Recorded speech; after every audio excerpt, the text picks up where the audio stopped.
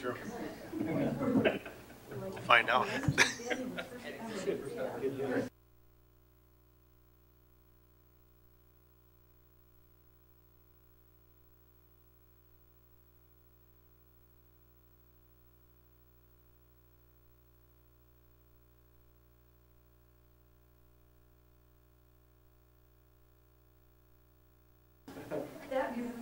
Okay, it's 4 o'clock. I'd like to call the meeting to order. Our first item is our Pledge of Allegiance.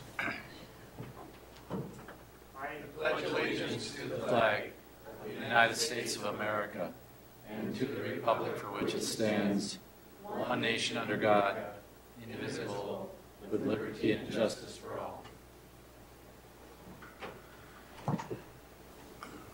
Mr. Vice Chair, could you read our mission statement?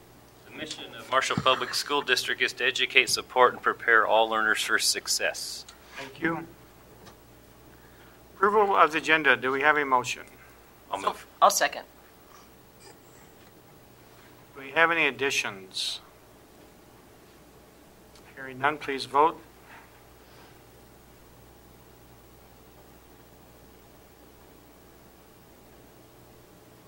It is approved. Tiger Spotlight. Well, just we want to pay attention to this week being National Teacher Appreciation Week, and tomorrow is National Teacher Appreciation Day. We're going to take the opportunity to celebrate everything that our teaching staff does by having some roles available for them on your behalf, and just one of the ways that we can say thank you to them and show them our appreciation. So if you get an opportunity and you run into any teachers, please, this week, doesn't have to be tomorrow, please make sure and express your appreciation for everything that they do. They do a great job, and we're very fortunate to have all of the teachers that we do. I agree. Public forum. Is there anybody in the public that'd like to approach the board? Now's your time.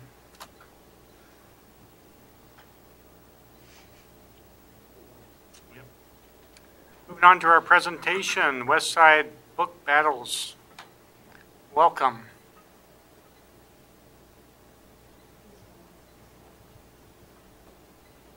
Welcome. How are you, Kyle? Good, how are you? Good, thanks for being here. Yes. Mr. Williams, you're throwing her up there to, okay, well. She knows everything. At least she's not saying mean things. Thank you for being here. Yes. Yeah, if you don't know me, my name's Kaya Johnson, and I'm the librarian media specialist at Westside. So I work with all the 3rd and 4th grade students there, and I see each class once a week for a half-hour media instruction, and then help with the devices and book ordering and things like that. So today I'm going to talk about a new event that we have this year, the first ever Westside Book Battles, and so we wrote a grant over the summer for Pride and the Tiger Foundation for this event, and so I want to thank Pride and the Tiger for sponsoring it. They gave us money so that we were able to buy multiple copies of each book, and they also gave us money to buy audiobooks so that if there were books on our book list that students were not quite at that reading level, that they could still participate, or if they just were better able to understand with listening. So that was really nice that we were able to do that with their support. So could you start the video, please? So instead of me explaining what Book Battle is, I'm going to show the video that I showed for the students to explain exactly what the event is.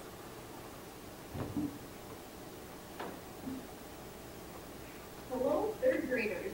We would like to welcome you to the Westside 3rd grade Book Battle. Right now, you are probably asking, how can I participate in the Westside Book Battle? All you need to do is create a team of 4 classmates. Your team will be given a book list, and your job will be to make sure that each book on the list is read by at least one teammate. Then you will compete against other teams in epic book battles. Let's see our 3rd grade book list. The Mouse and the Motorcycle by Beverly Cleary. Who Was Jackie Robinson by Gail Herman. I Survived the Japanese Tsunami 2011 by Lauren Tarshish. The Time Warp Trio, Knights of the Kitchen Table by John Siesta. Stink and the Shark Sleepover by Megan McDonald. Stone Fox by John Reynolds Gardner. The Boxcar Children, Surprise Island by Gertrude Chandler Warner. A to Z Mysteries, The Absent Author by Ron Roy. Penny and Her Marble by Kevin Hankus. Pedro's Big Goal by Fran Manushkin. And Magic Treehouse, Dinosaurs Before Dark by Mary Pope Osborne. We hope to see you participating in the first annual third grade book battle competition. You can start forming your team today. Just remember, your team has to be all people from your classroom. Just remember, your team signups are due to the library to Mrs. Johnson or Mrs. Winter no later than November 22nd before Thanksgiving break. You will start competing against other teams in January once all the books from the book list have been read.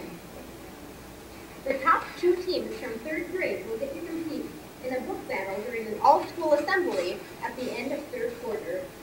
Will your team be one of the 2 to compete in the final book battle?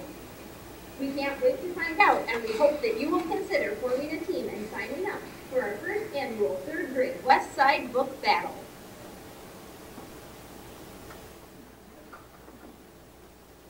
So that's kind of what the event was. The students were given a book list, and then they got to form their own teams, somebody within their classroom. Why do I shape with the big Soleil balance? Because I want to rock even this bridesmaid's dress. Commercials, too.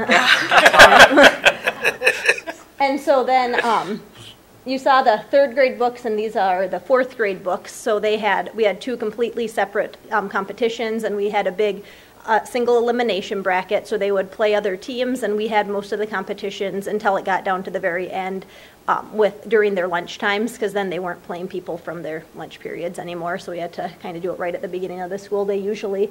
And so something that I really enjoyed about Book Battle was that it really got the kids to read a lot of these Newbery winners and books that were on the Maud Hart Loveless list and some of the classics that I read growing up and maybe some of you read growing up.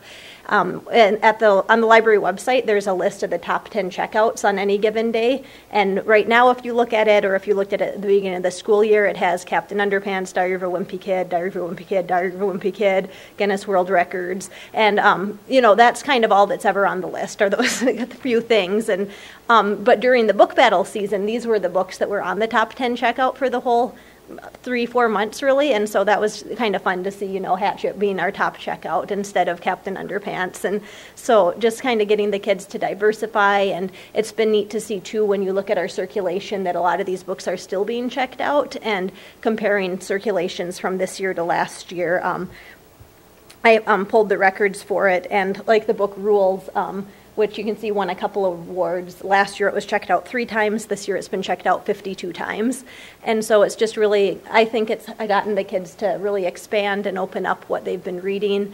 And then it also helped them to have a lot of friendly competition and kind of get them ready for if they want to do Knowledge Bowl or anything like that in the high school or middle school, then kind of that form of competition. And for kids that maybe don't do a lot of athletics, it's a chance for them to have that team environment and that spirit of competition without that. So,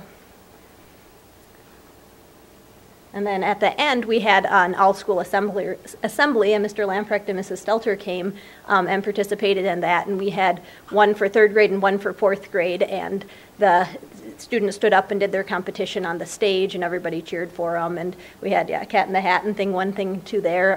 It was for I Love to Read Month, and so that was kind of a fun incentive for the kids. And then the winners got to use some of our Scholastic dollars from the book fair to go online book shopping. So their prize for doing all the reading was to do more reading. And I was really impressed with what the details that they were able to pull out. I would ask some pretty detailed trivia questions as the rounds went on. The first round, it was a lot of character names and setting and things like that. And then as we went on, I would ask questions about theme and things like that. And it was really cool to see the students had definitely read the books. And some of the kids told me that they read the whole 12 books on the list instead of divvying out 3 books a person. Some of them, all 4 of us read all 12 of the books. And so the kids really got excited about it, and it was a lot of fun.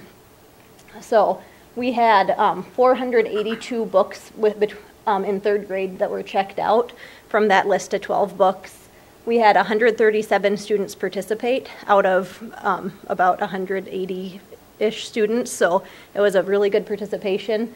They formed 35 teams, and we did 32 competitions total. With fourth grade, we had 577 books checked out of those 12. And then they had 29 teams, 112 students participated, and we did 27 book battle competitions with them. So it was ongoing. They started forming their teams before Thanksgiving, and then our final event was the beginning of March. So it took up a big chunk of the school year, and I had a lot of fun with it, and Mrs. Winter in the library and Mrs. Dulas in technology helped do the asking the questions days that I wasn't there, or if we had a couple going on at the same time. So that was good. And these were our final winners. So we had Team Girl Squad from Mr. Pollock's third grade class, won for third grade, and then in fourth grade we had Team Olda from Mrs. Holmberg's class. So we had a lot of really great teams, and it was fun to see the kids getting excited about reading. So does anybody have any questions? Did you see more boys more girls than boys competing? A little bit, yes, but yeah, I did. For the final 8, there was only one boy in between the two teams for each grade. But earlier on, there were a lot of teams that had. It was mostly either an all-girl team or an all-boy team, but there were a few that were co-ed too. So was it set up, you'd ask a question and then the team would get together and then answer it? Yep, and we had, there was a team captain for each one, so they'd stand up and give the final answer. So they'd have 30 seconds to talk amongst themselves and say what the answer was, and then the captain would give the final. What a great way to get them to read and diversify their reading. It's pretty unique. Yeah. Any questions for you? As you look at doing this next year again? Yep, we're planning to do it again. I think we're going to do fourth grade in the fall next year and then third grade in the spring because it got kind of crazy doing it all at once. And then we're planning to invite third grade to watch the fourth grade assembly too, so then they can see what it's like before they sign up for it. And also we realized with third grade that 12 books was a little overwhelming. A lot of the teams weren't very successful. It's just a lot of titles even to remember at that age. So I think what we're going to do next year is do third grade only 8 titles, and then fourth grade we're going to stay with the 12, and then for both grades we're going to add an additional 4 titles for the final 8 teams. So then they get those kids that are the higher readers can do some additional reading, and so then fourth grade will end up doing 16 books, and then we'll put back in those 4 that we took out for the final third grade teams. So does each team have to read all the titles for their grade level? Yep. But it comes out to just 3 books a person because there's 12 books and 4 people, but a lot of them chose to read more than that. Very good. Well, thank you.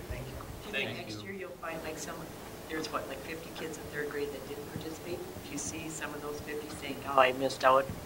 I think some of them maybe. I think too, though, we might have some that maybe did it and didn't love it that maybe won't again, so it'll be interesting the second year to see. Yeah. I think it's a really neat way. Just you look at the numbers of copies checked out from last year to this year, and quick math, I think it's like 5 times as many on this list of books right here. And there was one book that wasn't checked out last year and was checked out 74 times this year. So anything that generates or stimulates an interest in kids reading is a good thing. So thank you to Jeremy and you and everybody that participated in that.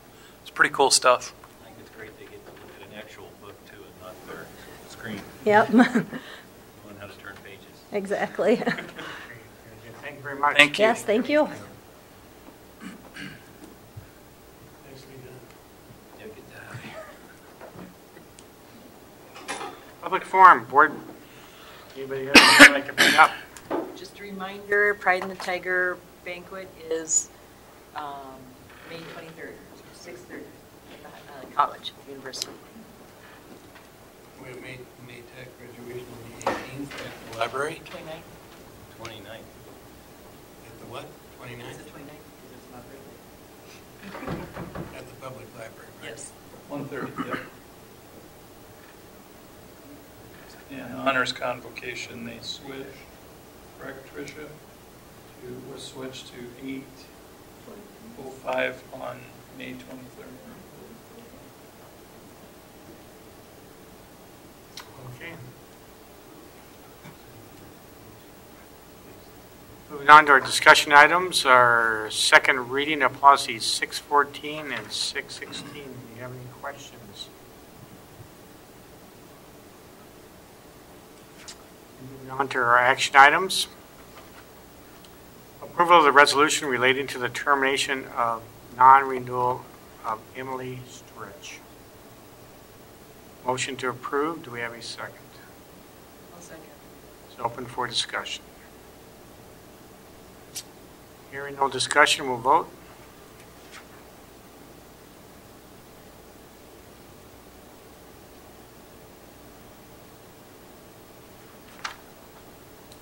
It is approved. Authorization to submit requests for proposals for athletic team uniforms. Do we have a motion? So moved. I'll second. Any discussion? Just a question, Scott, I think you spoke to it a little bit, and Bruce did as well. The purpose of the RFP is to get greater competition among vendors. Yeah, I think the ultimate purpose is to make sure that we're stretching our resources, financial ones, as far as possible. But we hope that we get some good proposals and good deals, if you will, and just be as competitive as possible in that marketplace. Yep. Any other comments? Have we done RFP before? I don't recall. Have we? For uniforms and stuff? I believe we did, yes. We have?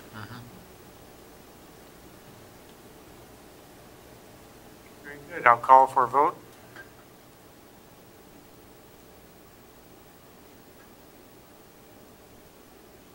It is approved. Authorization to advertise and hire a .5 FTE district-wide mentor support position. So move. And need a second. It's open for discussion. Just a reminder that although indirectly this could affect our general fund budget, our plan is to pay for this position over the course of however many years with staff development funds, which we are automatically allocated 2% of our general education revenue, I think it is.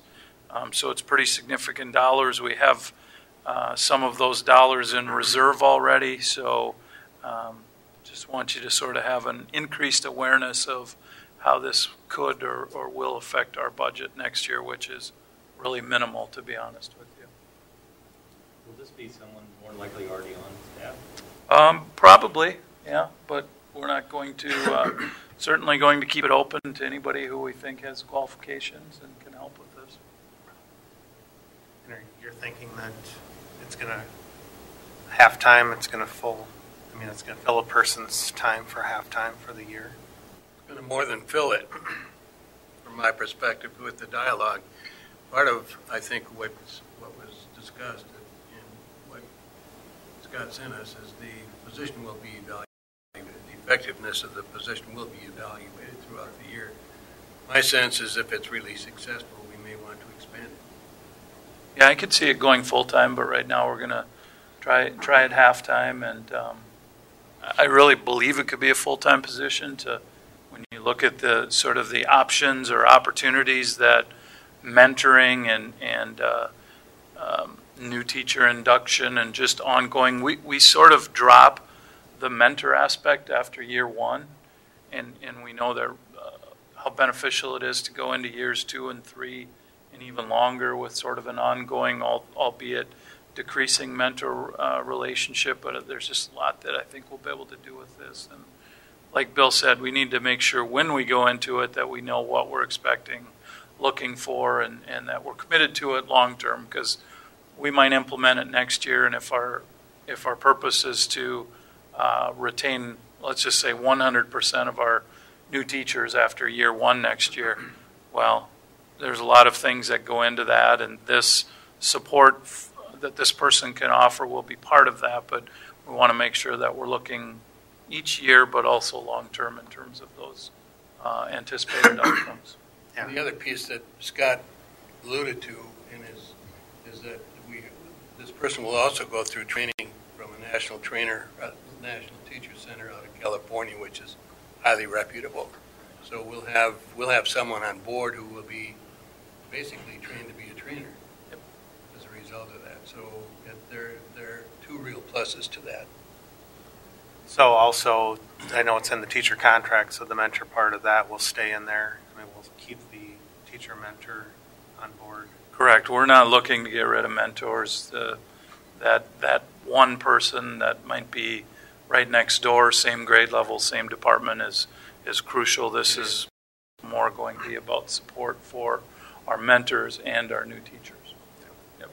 Yeah, and you've said it before. The retaining part. I think this is important, but there's so many other parts to that.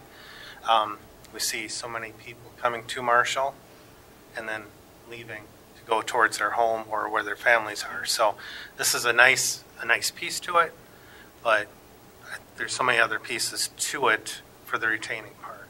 I think we just need to keep Exactly. Yep. Very good. We'll vote.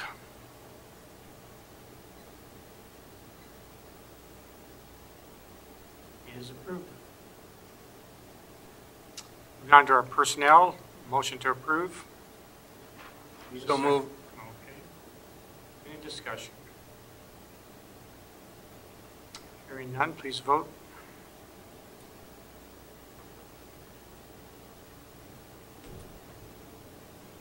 It is approved.